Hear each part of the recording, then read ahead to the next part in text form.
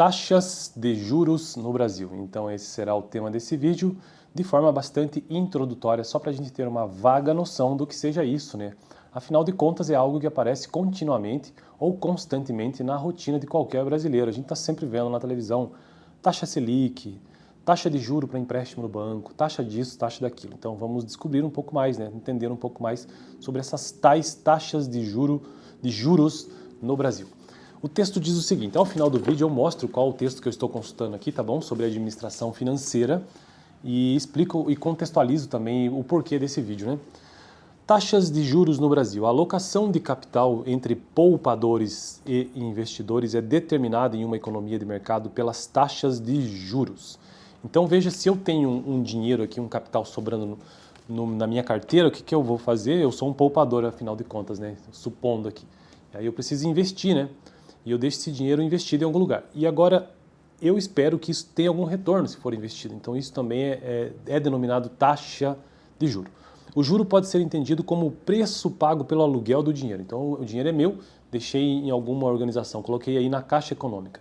Então eu estou, entre aspas, alugando meu dinheiro para o banco, por isso que ele precisa me retornar de alguma forma. E essa é a taxa de juro, é o aluguel, vamos dizer assim, porque o banco pega esse dinheiro e empresta para alguém também com uma taxa, né, que é muito superior àquela que ele está me pagando.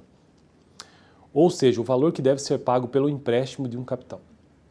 Brigham, Gapenski e Erhard, 2001, apontam 4 fatores que afetam o custo do dinheiro. Então, taxa de juros também pode ser assim denominado como custo do dinheiro, né? São 4 fatores. Vamos lá. Primeiro, retorno das oportunidades de investimentos dos tomadores de recursos. Então, dependendo do retorno dessas oportunidades de quem está tomando recurso, não dos poupadores, que no caso estão me colocando aqui como um poupador. Segundo, preferências temporais de consumo.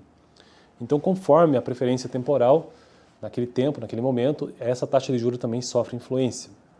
Risco de empréstimo, isso aqui é muito comum no Brasil, né? Existe um nível de débitos, ou seja, de pessoas que não assumem ou não pagam as suas dívidas, e isso faz com que a taxa de juros suba, né? Porque, afinal de contas, o risco é grande. E a inflação futura esperada também impacta a taxa de juros no Brasil. Então, a inflação esperada, isso aí vai fazer com que a taxa de juros ela sofra um impacto significativo. Quanto mais rentável apresentarem-se as oportunidades de investimento nas empresas, agora vamos ver, né, cada um desses tópicos, quanto mais rentável apresentarem-se as oportunidades de investimentos nas empresas, mais dispostas elas estarão a pagar mais pelos empréstimos. Empresas com rentabilidade baixas, cujos negócios encontram-se em retração, são menos capazes de remunerar os empréstimos, demandando taxas de juros menores. Então, se eu sei que eu sou agora, vamos me colocar no papel de tomador de empréstimo e não de poupador, se eu sei que eu preciso de um dinheiro para investir, eu sei que o meu retorno nesse negócio vai ser, sei lá, 20%, supondo, e eu descobri que eu posso conseguir esse capital para investir nesse negócio no banco e a taxa de juros é 15%, então compensa, você entende? Então é isso que ele quer dizer aqui, que depende do retorno da oportunidade. Isso também vai definir muitas vezes a taxa de juros. Os consumidores apresentam preferências temporais de consumo, né, por utilizar seu capital para consumo no momento atual ou aplicá-lo na expectativa de consumo maior no futuro. Essa decisão depende do nível de satisfação de suas necessidades e influi sobre o volume de poupança disponível na economia. Quanto maior o consumo atual, menor a taxa de poupança. Quanto maior o consumo atual, menor a taxa de poupança e mais elevadas as consequências, em consequência, as taxas de juros da economia pela dificuldade de se dispor de maior montante de capital disponível para financiamento. Porque o consumo está em alta, então a chance de ter o volume de poupadores diminui, né? Porque afinal de contas a gente está consumindo, a gente está gastando o tempo todo, então não está sendo poupado. Isso faz com que a taxa de juros também aumente.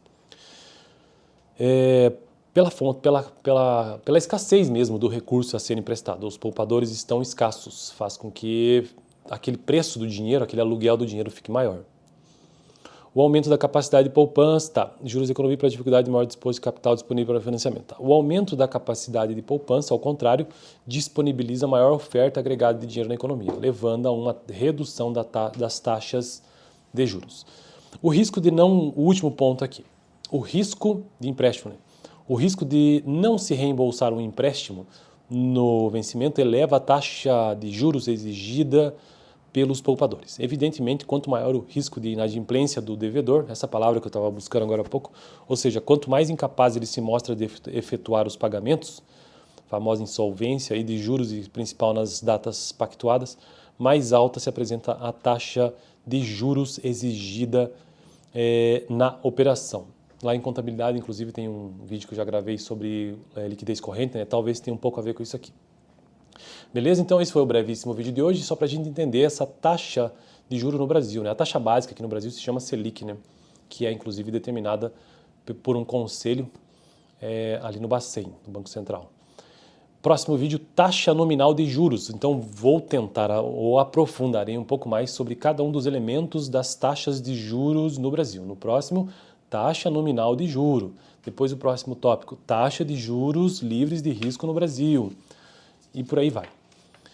No vídeo anterior eu tratei sobre 4 mercados financeiros, né, que compõem o mercado financeiro no Brasil, na verdade. Então, mercado monetário, mercado de crédito, mercado de capitais e mercado cambial. São 4 mercados que compõem o mercado financeiro. Eu vou deixar esse vídeo aqui no final se você tiver interesse. Eu estou construindo uma playlist nesse canal sobre administração financeira. E o livro texto base é esse aqui, ó. Um clássico, né? Fundamentos de administração financeira do Asaf Neto. Indico esse livro para você entender um pouco sobre administração financeira. Indico também a biblioteca da PUC-PR, que é a dona desse livro, e a própria Universidade PUC-PR no curso de administração de empresas, que foi onde eu me formei, inclusive, nessa faculdade. Beleza? Valeu!